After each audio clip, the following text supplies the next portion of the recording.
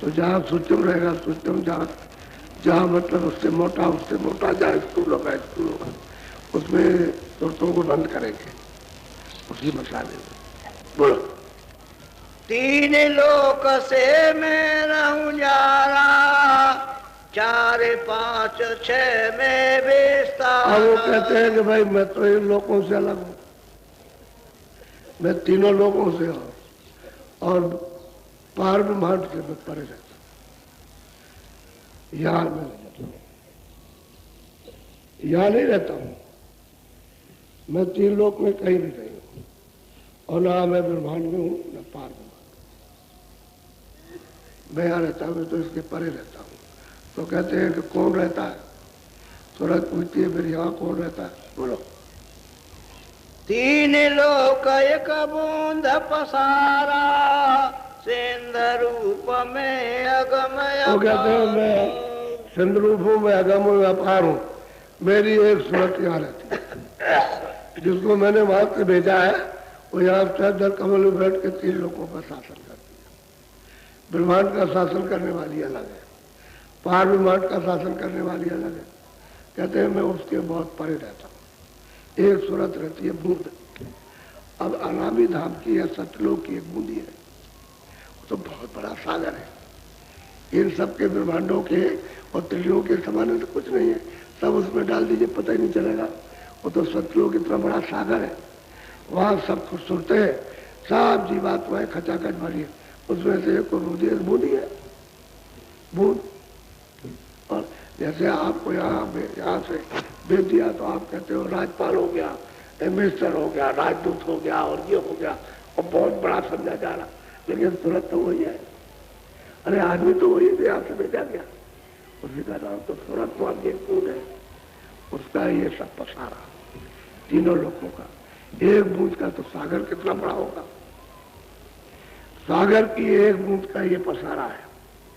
मैं हूं अगम अनाम अमाया, मैं परे रहता हूं, मैं यहाँ नहीं। बोलो। मैं न पाताल स्वर्ग नहीं मिलता, न मैं मित्रों में हूं, न पाताल लोक में हूं, न स्वर्ग, मैं यहाँ कहीं नहीं। बोलो। ब्रह्मा विष्णु महेश न जुगत, और न ब्रह्मा विष्णु महादेव न वैकुंठपुरी, इन किसी भी लोकों में नहीं रहता हूं। हाँ। नहीं गोलोक नहीं साकेत, इंद्रपुरी नहीं ब्रह्म समेत। कहते हैं भाई साकेत लोक में, गोलोक में, मतलब ये है, और रामलोक और कृष्णलोक में किसी में नहीं हो। यहाँ तो एक बूंद का पसारा है, एक बूंद जो हमने भेजी है उसी का पसारा, एक सूरत का पसारा है। ऊंचे स्थान में बैठी है, उसने ये पसारा कर दिया। आप नीचे आ गए तो आपके पास कोई शक्ति नहीं रह गई, नीचे चले, बहुत नीचे उतरते आए तो आपकी सभी शक्ति छीन हो गई, अब लापता हो गई सूरत। इस शरीर में जब इस मिट्टी में मिल गई आकर के तो पता ही नहीं है क्या नहीं है, कौन निकल गया, कौन आ गया, कौन जा रहा, कौन आ रहा, किसी को क्या पता। इतना बड़ा विज्ञान जो भौतिक विज्ञान हो गया, उसमें आज तक पता नहीं लगा कि सूरत इस जीवात्मा शरीर में कहाँ है, कि इधर है कि इस तरफ है, कि इधर है कि चोटी में है कि बाल में है, कहाँ। किसी को नहीं, न किसी आदमी में आता, क्योंकि मनुष्य शरीर से बाहर बैठी है, इसका पता कोई क्या लगाएगा। मनुष्य शरीर हो तो पता भी लग गया। एक बूंद का ये पसारा है। बोलो। 3 लोक व्यापक में नहीं, बूंद एक मेरी याद। अब वो कहते हैं कि अरे सूरत, मैं 3 लोक में किसी लोकों में व्यापक नहीं हूं, मैं यहाँ रहता नहीं हूं, मेरी तो यहाँ एक बूंद रहती है। उसको उसका ये शासन है, उसको दिया है, ये शासन उसको दे दिया, एक बूंद रहती है। मैं तो यहाँ रहता नहीं, मैं तो बहुत इसके परे रहता हूँ। बोलो। उसी बूंद का सकल पसारा, वेदताई कहे ब्रह्मय। कहते हैं कि उसी बूंद का ये पसारा है, और जब इनको ब्रह्मा महादेव को ज्योति से पैदा किया तो बस उनको वहां बैठा दिया लिंग शरीर में।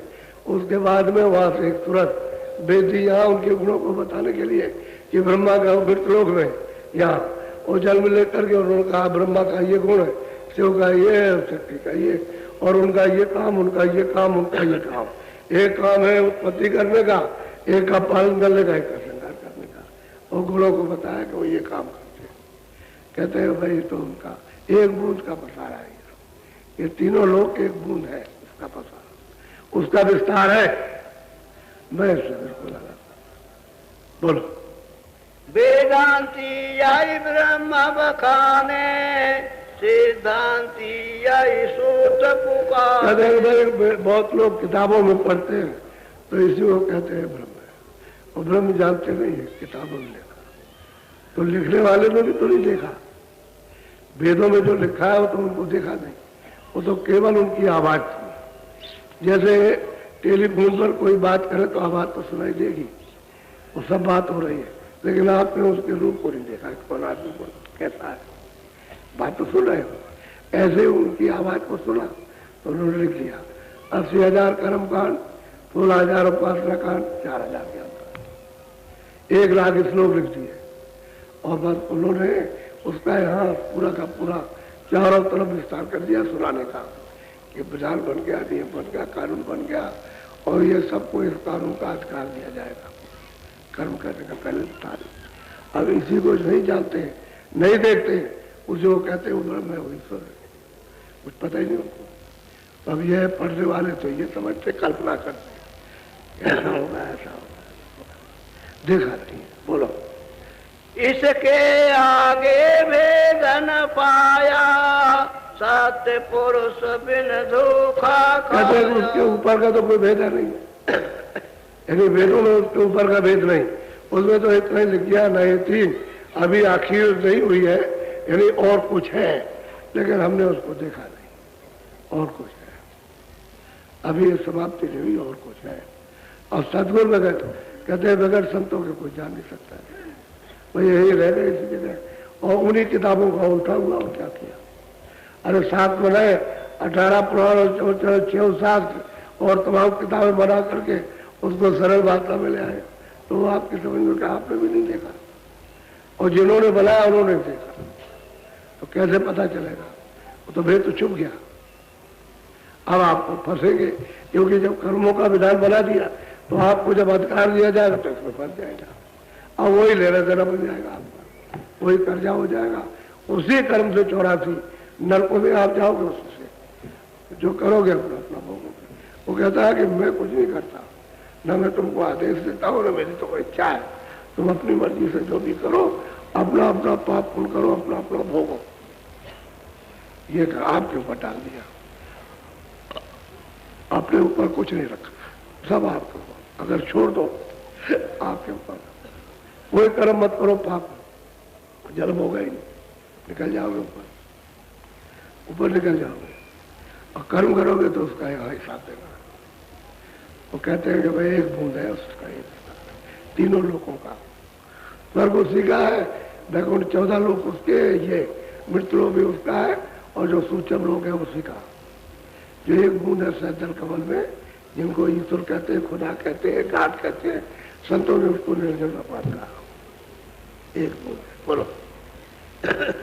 जितने मत है जग के माही, इसी बूंद को सेंध बता। आप कहते हैं जितने भी मत जगत में है, चाहे मुस्लिम मत हो, चाहे हिंदू मत हो, चाहे जैन मत हो, चाहे और कोई मत हो, इसी बूंद को कहते हैं कि सिंध है, और जो सिंध है उसका पता ही नहीं, वो जानते ही नहीं सकते, इतना भी नहीं कह सकते भाई इसके ऊपर कुछ है, यानी उसके ऊपर में ब्रह्म है, माया भी ऊपर में प्रकृति और पुरुष है, वो भी नहीं कह सकते। और वो तो बहुत दूर है, सत्यदेश तो बहुत दूर है, वो तो उसका क्या पता चलेगा, इसी को सब कहते हैं जैसे। अब वो तो जो जाल है, अब ये कुछ नहीं कर सकते, उनके हाथ में कुछ रहा नहीं, जो बूंद जिसने पसारा किया उसके हाथ में कुछ नहीं, वो कोई आपका कर्म माफ नहीं कर सकते, आप कुछ भी करो माफी नहीं होगी, जो कर्म किया उसकी सजा आपको मिलेगी, उसका अगला बदला देना पड़ेगा, वो नहीं कुछ करेंगे, तो क्या हो सकता है। तो संत के बगैर काम नहीं हो सकता, संत उसको माफ करेंगे, उसको साफ करेंगे, वो नहीं साफ करेंगे, वो आपकी मर्जी पर, आप गंदा करो साफ करो, अपने घड़े को भर लो, ये है आपका दिल, इसको कहते हैं हार्ट, ये सूरत का हार्ट है, ये इधर ये नहीं है। लोग यहाँ बैठते होंगे कि यहाँ सूरत का जीवात्मा का ये रूह का ये है दिल, ये शरीर के ऊपर है, वहां सब कर्म जमा होता है। अब किसी को क्या मालूम, अब इसी वक्त को कहते हैं संध्या अपार है और ये है वो, और जो अपार है उसका पता ही नहीं। बोलो सेंध असल राय न से न्यारा वेद कतेवन ताहि सिंध जो है उससे बहुत दूर है, और न वेद जान सकते हैं, न कदे पुराण जान सकती है, न पुराण जान सकते हैं, न वायु जान सकते, क्योंकि उसका भेद तो वो जान नहीं सकते। न योगी जान सकते, न योगेश्वर जान सकते, न ऋषि मुनि जान सकते। वो तो सिंध परे है, बहुत परे है। वो तो इनको बीच का ही हाल नहीं मालूम है, ऊपर का सैदल कमल के ऊपर का भी पता नहीं है। तो पता क्या किताब मतलब इसी का इशारा लिखा है, जहां से बाणी उच्चारण हो, इसका इशारा तो लिखा है, लेकिन ये कहा कि हमने देखा नहीं। जब ब्रह्मा से पूछा गया कि आपने देखा, यानी तुमने पिता को तुमने देखा, आजा मां शक्ति ने पूछा, तो कह लगे हाँ हमने देखा, फौरन झूठ बोल गया। तो उन्होंने जब देखा समझ में कि झूठ बोल गया, तेरा कुल और तू बड़ा झूठा और बड़ा ये है, मतलब ये है, और तेरी जगत में कभी पूजा नहीं होगी। फौरन